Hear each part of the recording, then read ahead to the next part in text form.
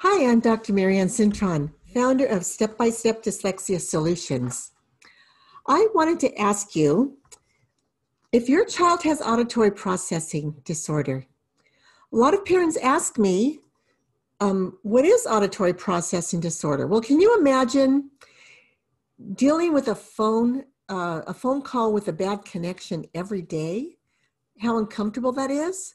Well, gratefully, we can call back a person if we have a bad connection, but children and adults with auditory processing problems have really a lot of difficulty. This can affect their lives very much. Okay, auditory processing has an impact on learning. Kids develop weak social skills, and reading can affect a person's ability to read if not addressed. I'm going to give you a brief description of auditory processing, and I'm going to include some remote schooling tips. And these tips are crucial for students that deal with dyslexia or auditory processing. So what is AP? Auditory processing consists of how the brain perceives and thinks about the information that comes through your ears. When a teacher asks a question, auditory processing delays could make it difficult for the student to answer on time, unless the class is instructed to wait 15 seconds before they raise their hands. So Mel Lavoie explains in his video, Fat City, that if this doesn't happen, a dyslexic student's going to raise their hand when the teacher asks the second question, intending to answer the first question. So this is humiliation at its peak. The class laughs at this poor student, and you can see how embarrassing it is for the student trying really hard that has auditory processing delays. So you can see how if a teacher writes the questions on the board and the answers, how it's going to help that dyslexic student. And it's going to help other students who are just slow in their processing delays. And I recall a coworker who had auditory processing problems.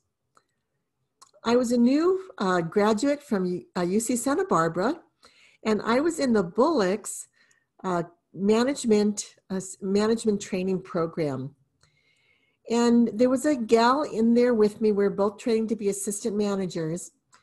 And I remember one of the assignments our director gave us was she said this was due tomorrow.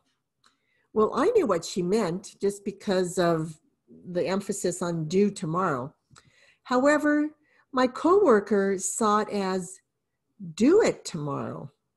So while I had my project all completed, my coworker didn't. In fact, she didn't even start until the next morning.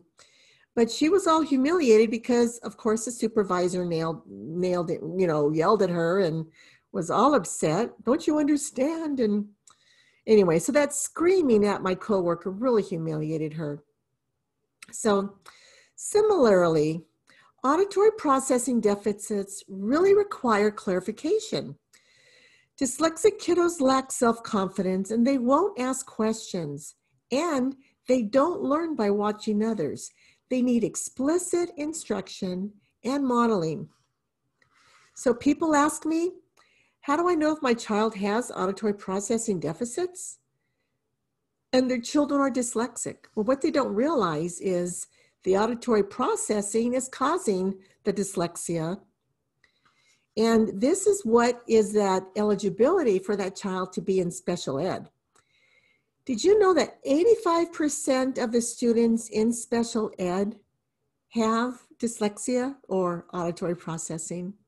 So imagine if we could remediate these children and get them out of special ed, build their self-esteem, let them realize their full potentials, and allow them to give back to their communities. Functional MRIs, which are the scans of the brain, and functional because the child's, actively reading, they will show that the left side of the brain, which is the language center, is not lighting up in the brain of a dyslexic child, but in a non-dyslexic child, the left side of the brain lights up. So Dr. Roger Sperry gave us a huge clue on this, on helping kids in the classroom, When he did an experiment, well, his scientific research based on the neuroscience of the brain on the split brain theory, he worked at the left and the right sides of the brain independently, and he told us if we could tap into his science and help kids with dyslexia, we'd have some great breakthroughs. So more on why I use music, which plays in the left ear and crosses to the right side of the brain, giving it a job it likes to do. More on that later. There's a link in my blog on my website where you can learn about that. But Dr. Roger Sperry won a Nobel Prize in the 1980s for his findings in the 1960s. 20-year gap, imagine that. So what we do is step-by-step music. Step-by-step reading is we put music in the left ear while we teach Ortongillingham's based structured reading.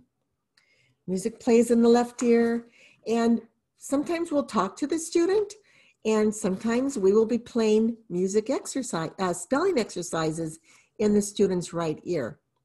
So the spelling exercises are going to cross from the right ear to the left angular gyrus and develop that left angular gyrus like Pilates of the brain. This is so cool. And most kids have ADD or ADHD.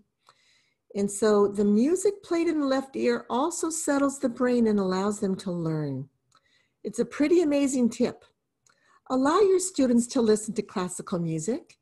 Let them listen in an earbud in the left ear while they're studying.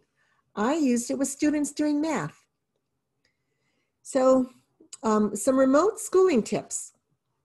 During this unforeseen time of this pandemic, we really want our special ed kiddos with dyslexia succeeding. So brighten your child's computer screen so they can see the teacher's face. You can do that in a Zoom setting. Get your child headphones in order to hear a clear sound and block outside noise and distractions. Make sure your child's face is well lit on the computer screen so the teacher can see your child's face as well. I have a student that sets up an iPad that faces her desk so I can see what she's doing on her desk as well.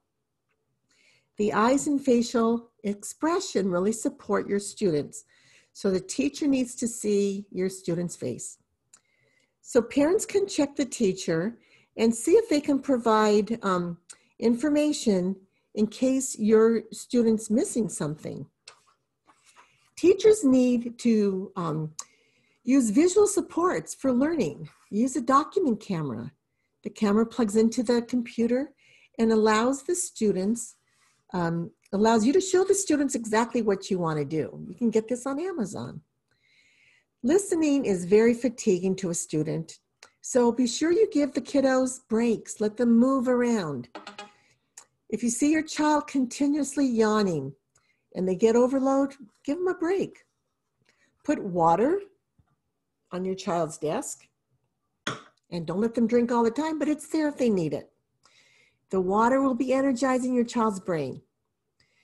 Parents, if you have something to say to your child with auditory processing, don't just say it automatically. Get their attention, look them in the eye, and then speak.